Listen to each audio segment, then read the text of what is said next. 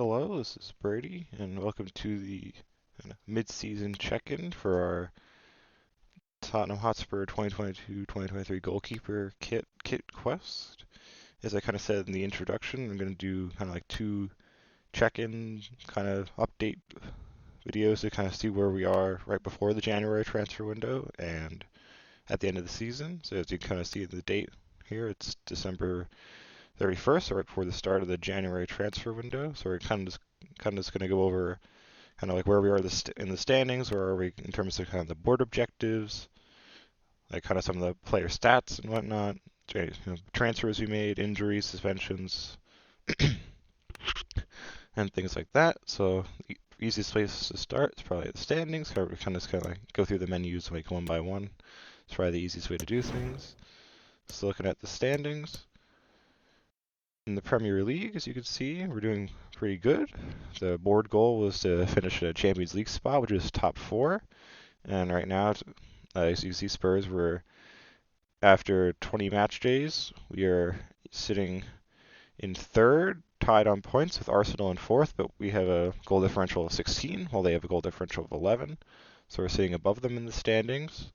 So as you see, it's pretty tightly packed here up at the top, with Newcastle currently in the title position with 40 points, followed by Manchester City with 39, and Spurs, as I said, Spurs and Arsenal at 38. So we are in top four, but it's not that safe, as you can see, because Manchester City and Liverpool are sitting at 36 right outside. So if we lose a match and they win a match in this match week, they could leapfrog us and potentially Arsenal into the top four. And you see, in terms of our records, 12 wins, 2 draws, 6 losses, 36 goals for, 20 goals against, which I'd say equals a goal differential of 16. We look at FA Cup hasn't started yet, so we'll do that. But if you look at the Carabao Cup, as you can see, we've made it into the semi-finals. Round 3, I simmed the match as in real life, Spurs lost to Nottingham Forest in round 3 of the Carabao Cup in real life in the 2022-23 season. With the sim, we beat Everton by a score of 3-1 with Richarlison, Ryan Sessegnon, and Japhet Tanganga, each netting a goal in that simulated game to win the match 3-1. Then in round 4, let's see, where are we? There we are. Against Brighton, that was as I kind of said, the method I used. So I went to 11v11.com, and it kind of lets you see like the head-to-head record and head-to-head matches between two clubs. So I looked at the Tottenham versus Brighton head-to-head last 5 and based on that, kind of created a list for a random.org randomizer, and that came up with a play. So with me playing against Brighton on world-class difficulty, ended up with a 4-1 final score, with Lucas Moura brace and goals from Danjuma and Kulusevski, with assists from Bentancur, 2 assists from Richarlison, 1 assist from Ryan Sessegnon.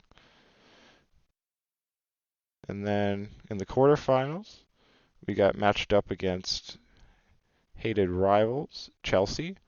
And that was, let me just double check here on my little spreadsheet I have going. That was a simulated game, kind of using the same method I just described, which is the same. It being a sim isn't really that surprising considering Spurs' pretty poor record against Chelsea in recent times. But so surprisingly, that ended in a 2-0 victory for us with goals from Lewis Dunk, who will kind of get into why is Lewis Dunk on Spurs in a second, and then Ivan Perisic.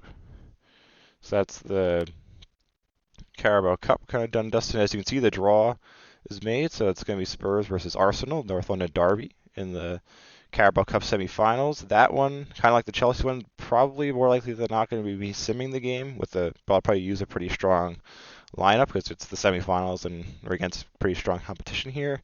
Because Spurs kind of record in real life for the past 5 matches or so against Arsenal hasn't been too hot.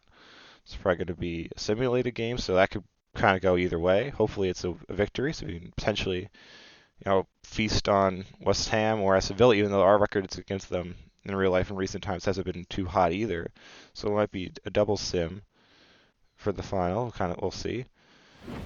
And then kind of moving on, the only other real competition we're in kind of ignoring the preseason friendly, because I just play those matches to kind of like get used to playing with the format and with the squad and kind of mess around with some stuff, and to get like the like extra like $5 million in or £5 million in transfer budget. And looking at the Champions League, let's go to the group stage. We were in Group D in the 2022-23 season in real life with Olympique Marseille, Sporting Club Portugal, and Eintracht Frankfurt from the Bundesliga. And as you can see, we went a perfect 6 for 6 in the group stage, which is not what happened in real life, but Spurs, I'm pretty sure if I look it up in the group stage in real life, they were at 3 wins, 2 draws, 1 loss in the group stage. But so that I played the 3 matches they won, and then simulated the 2 draws and a loss. But Sim Engine was kind to us, and we won those matches as well, pretty convincingly. Steve goals for 13, goals against a 3. So that was a pretty good Champions League performance. We clinched, even as we won all our matches, we obviously were going to make it no matter what, but we clinched our kind of advancing to the knockout stage after the 4th match, I believe. So in the final 2 matches, I played Fraser Foster in the goal instead of Hugo Lloris, just to negate the chance of Lloris potentially picking up an injury in a match that didn't really matter at all. Because we'll kind of get into injuries and whatnot in a second. As you can see here, around 16, we got matched up against Napoli, who are in this game because EA didn't have the license for them. It's like a generic looking thing, but it's the Napoli roster. So we'll be going up against Spurs loanee Tanguy Ndombele in the round of 16 of the Champions League. Okay, so that's that. Moving on to kind of board objectives. As you see, our current status is excellent, so we're doing pretty good. So there's no risk of me getting fired prematurely. Looking at the different kind of different sections of the objectives from the board. Youth development. As you see, the one was to assign a different from each kind of generic position area, assign a youth player. And I've gotten through like the youth scouting system, I've gotten a youth goalkeeper and a couple of right backs. So, and it's only December, beginning of January, so I should have plenty of time to get a midfielder and forward to complete that objective. As said in the introduction, the second one where you have to play one of these youth players, that's not happening. Just because I don't really like playing with the computer-generated youth players. Brand exposure. As you get 20 wins in the league. We're at 12 out of 20 already, so we should, fingers crossed, have no problems meeting that objective, which is good. Then as you see the sign 1 veteran players, 101 complete, which if you kind of saw who I mentioned scored the 1 goal for us against Chelsea in the Carabao Cup, you might kind of see where that went. But I'll get into that because we kind of go through the stats and signings and outlet from the squad. Financial was to increase excuse me, was to increase the club worth by 25%. We're at 32% of the way through that objective, so we shouldn't have any problems completing that within the 3-season time limit. Domestic success is to finish in top 4. As you saw when we went through the standings, we're currently sitting at 3rd in the Premier League, so we should, as long as we kind of keep the pace, finish in the Champions League spot. Win the FA Cup. The FA Cup hasn't started yet, so we'll see, because we got bounced after a couple of rounds by Sheffield United in real life during this season, so we'll see if the Sim Engine is kind to us with that. And Continental success, reached the semi-finals of the Champions League. We're at a pretty good spot there because we made it to the round of 16 at the top of our group. And we got a pretty favorable matchup, I would say, against Napoli in the round of 16. So hopefully, because we had to sim both those because Tottenham drew and lost in their 2 legs against AC Milan in real life. So I'm going to have to sim both those games and hope for the best. But as I kind of said, we're going to go on to the squad next. But before we do that, kind of go through that one big, excuse me, one bigger piece of information from that was during the Champions League, I think it was the 3rd or 4th match against, it was sorry, it was one of the matches against Marseille.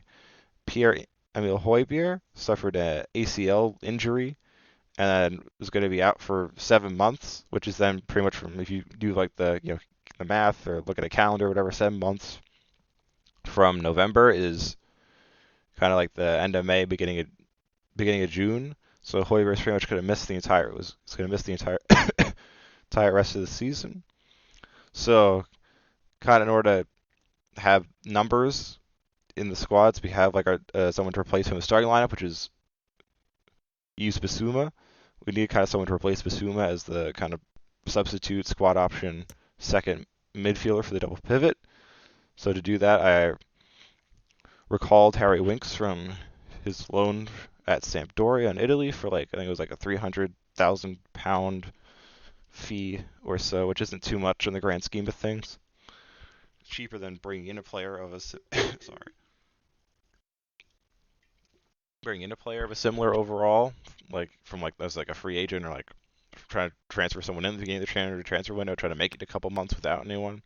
So yeah, Harry Winks is back in the side. So now kind of going kind of the squad. We'll look at some kind of stats. Oh, that's EA being EA. It's a little glitched out. There we go. So leading the excuse me, sorry. Leading the way with looking at goals is Harry Kane with 16 goals in all competitions. As you can kind of see on the right, it's broken down by competition. So he's got 14 goals, 6 assists in the Premier League. He's been on for 11 of our clean sheets. Coming in second is Richarlison, with most of his goals coming in the Champions League group stage matches. So I've kind of been doing maybe a little bit of rotation or kind of bringing him on as a late impact sub, but he's been making an impact. And at third is Dejan Kulusevski with 8 goals, kind of evenly split between the Premier League and the Champions League. Fourth, we got Son here, 7 goals, all in the Premier League. And you kind of see we got Perisic has chipped in a couple, Lucas has chipped in a couple, Pedro Porro, excuse me, Emerson, Sergio Reguilon on his loan. At Atletico Madrid, he's scored a couple goals for them in the Champions League group stage. Then we got Cuy Romero, Lewis Dunk, Bentancur, Danjuma, Sessegnon. So we've been getting, the goals have been kind of coming from everywhere on anyone a little bit, but the big goal our goals has been coming from our frontline players, Kane, Richarlison, Kulusevski, and Son. By looking at assists, who's doing a lot of that, it's Kulusevski, Kane, and Sessegnon, all 6 assists. And then Perisic and Porro, so you kind of see our assists, a lot of them are coming from the wing backs in the system, because they're getting up into the play, sending in crosses into the box, linking up with the forward players, doing a good job of that. Looking at clean, you can see, look at that. Hugo Lloris picked up an assist in, excuse me, in a Premier League match. And looking at that, you can see with Lloris and net, we've kept 12 clean sheets, 9 in the Premier League, 2 in the Champions League, and 1 in, excuse me, 1 in the Carabao Cup. Now, kind of going over to kind of last but not least-ish, over to the transfer market. We kind of had listed a couple of players up for on the transfer list as I kind of went through the introduction of like who did I want to kind of keep, who did I want to get rid of. So looking at transfers, hold on a second, sorry. So all in all, we've sold 3 players, brought 3 players in, and kind of bringing the players in was a little, excuse me, more expensive than selling the players we sold. So we're kind of in the negative a little bit there, but it's Tottenham, it's not a huge deal. So the 3 players we sold were Jamie Bowden to Al Fatah, and I'm assuming the Saudi league for £1.3 million. So not a lot, but he's like a 20-year-old with a 63 overall, so he wasn't going to be worth a ton. Next, I sold Davinson Sanchez to Atalanta in the Serie A for £17 million. And then, as you can kind of see here, that the Bowden Dyer ones were kind of in between the 2 windows, so they're going to kind of move to their new clubs at the start of the January transfer window. Eric Dyer got sold to Real Betis for £15.25 million. So then 3 players he brought in. Kind of go to the squad. 2 of them kind of saw. One was I brought Lewis Dunk in from Brighton and Hove Albion. Basically, kind of like a one for one, excuse me, one in, one out swap for Davinson Sanchez because he's homegrown, which will help that kind of quota stuff. And then two, because he was 30 during the window, now 31, giving him like the important role. He counted for the sign one veteran player objective, so he kind of is helping out. He's been starting kind of center back in the back three, doing a pretty decent job. So I'd say we bought him for 17 million pounds. So it's pretty much like we traded out Davinson Sanchez and brought in Lewis Dunk with kind of like one for one. Next transfer was, as you kind of noticed, Clement Longley no longer says he's on loan. So which I kind of touch on now, whatever. I kind of changed a little bit my idea with the transfer strategy, which is pretty much it's going to be of the players that we're currently at, excuse me, make up the 39-man squad. Any that are kind of homegrown that are good that like are going to fit in either as a starting 11 or backup we're going to keep. And then any players that are currently at the club who are French we're going to keep. So that's like Hugo Lloris, Clement Longley, and then that's also going to include, just kind of scroll down here, that will include Tanguy and Ndombele, because obviously in real life he's been pretty much a flop, but in the game he's got decent overall and potential, and he fits in pretty decently in terms of where he fits in, like in terms of positionally, he'll fit in as a backup kind of right winger, left winger, there because he's like because you see like his three positions, he's got pretty much everywhere in the center of the park, but he fits best in terms of his where the positions that kind of impact your overall. He fits the best in the attacking midfielder kind of roles, which we have the winger set up to be in the system, so he'll be a backup there. And then the last transfer, which you might have seen, we went to the transfer hub, this is to replace Eric Dyer and then kind of supplant Lewis Dunk as the starter. Excuse me, is Jean-Claire Todibo from Nice in France. He's going to be the starting center back in this system. He's a 79 overall. His potential is in like the lower mid 80s, which is pretty decent.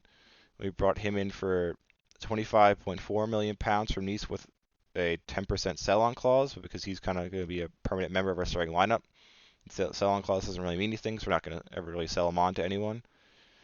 That was the last bit of kind of moving around in the transfer market. The other kind of big news in terms of player personnel stuff was, you might have seen going through the squad hub during this time, I sent excuse me, I sent out where is it? Pap Sarr on loan to West Ham, and then Alfie Devine's on loan at Coventry City. I think that was excuse me, sorry. That was it in terms of loans. And then Lucas, whose contract was expiring, he through the kind of like in-game player chat thing kind of came in and he's like, I want an extension. So I extended him. He wanted like a 2-year extension on top of his current contract for the same wages. So he's no longer on the transfer list. So we were going to keep him for the rest of the season as the backup to Kulusevski. But probably next season, he'll end up being moved on because Tanguy and Ndombele pretty much is going to take his place as the backup to the starter, which might be Kulusevski, but as you can see, he is transferlistic. His contract does expire in 2 years because I was kind of saying the transfer strategy, kind of the team building strategy pretty much is going to be the homegrown players and French players that are already on the Spurs roster we're going to keep. And then all the foreign players are going to be players who either kind of any nationality that played for Nice and Lyon, which are the two French clubs that Hugo Lloris played for before he came to the Premier League. So that's kind of why Tanguy and Ndombele here, he was brought in from Lyon to Tottenham. That's why he brought in Todibo. So there are kind of other players looking like in terms of big names that you may recognize that who are like players that we could potentially be bringing in are like Bruno Guimaraes from currently at Newcastle, Lucas Paquetá at West Ham, and then Mendy from Real Madrid. Those are kind of three bigger names that at some point we might bring in to the team as like the foreign players in the squad. So in terms of that's kind of it in terms of squad injuries and things like that. So this is kind of where I don't think there's anything else for us to update on. Because the January window, it's pretty much going to be, can we get some of these players like Brooklyn Lions, Foster, and Petri Kulusevski and Perisic? Because no one's really offered at all. Like no teams have come in for Perisic or Kulusevski at all. So we might just kind of see maybe someone in the January transfer window will come in for them, and we can move them on and then bring in.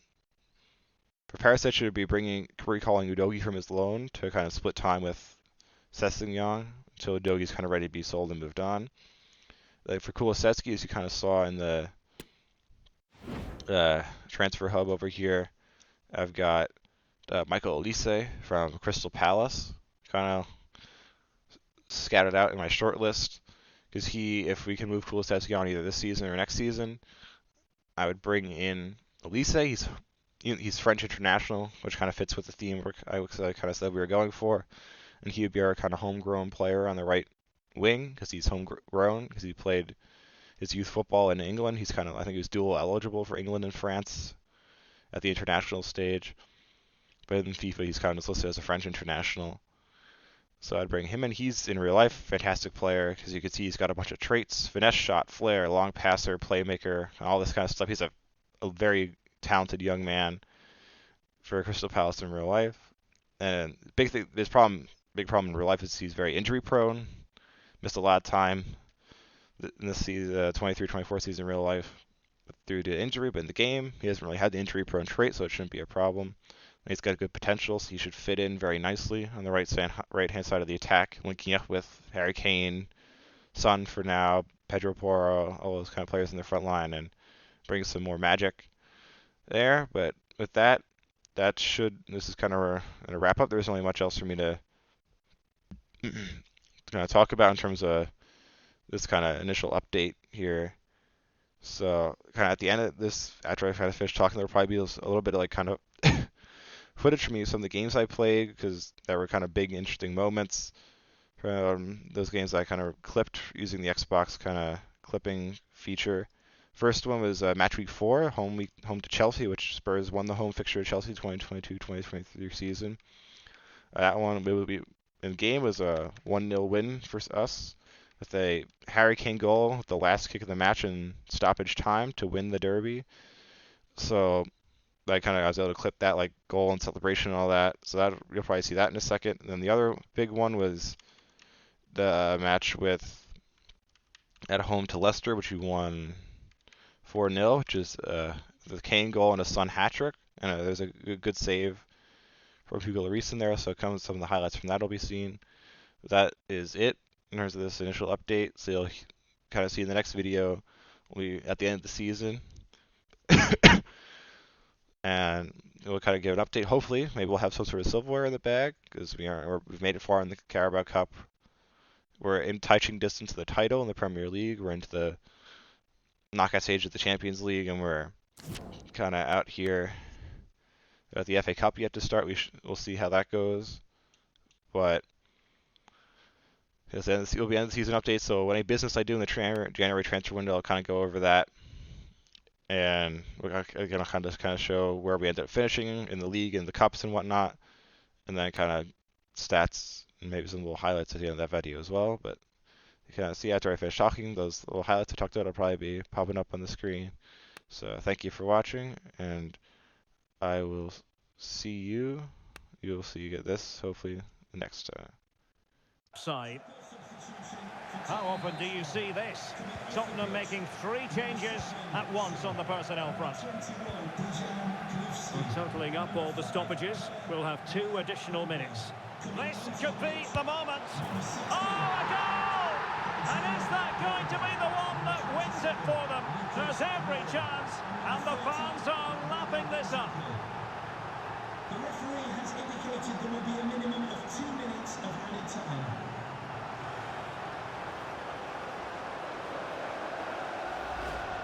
Well, here's the replay. He does well to find that bit of space in the box, and then he shows a lot of composure to finish it off. That's a good goal.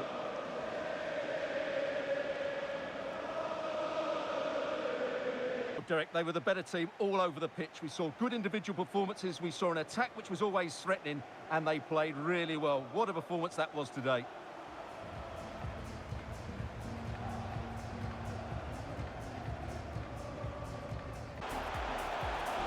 A goal to give them a 1-0 lead. An excellent value for that advantage, you've got to say. Oh, a save of the highest order. Well, he got his angles absolutely right. What a good save that is. And they need to get tighter here. He's in behind. In it goes! Delighted to be two in front. Things look good for them now.